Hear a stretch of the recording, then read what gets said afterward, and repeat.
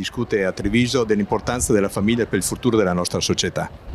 Assolutamente sì, siamo qui per ribadire con i comuni del Veneto che la famiglia è una colonna portante della nostra società, una famiglia che oggi ci vede da un punto di vista numerico in crisi, perché il tema della denatalità, ahimè, è un tema attualissimo e che sta un po' travolgendo le nostre comunità, però a noi che facciamo politica e siamo gli amministratori spetta la responsabilità di cercare di invertire il trend con iniziative certamente locali, ma che devono coinvolgere gli enti superiori, dalla regione al governo fino all'Unione Europea. Però serve anche un cambio culturale da parte delle persone, da parte delle giovani coppie, nel vedere la famiglia come un'opportunità e non un ostacolo, non un disagio. Allora noi amministratori dobbiamo creare le condizioni di serenità perché le giovani coppie si sentano accompagnati in un percorso di crescita del loro nucleo familiare, e ricordo che la famiglia e i figli sono fondamentali per il futuro della nostra umanità.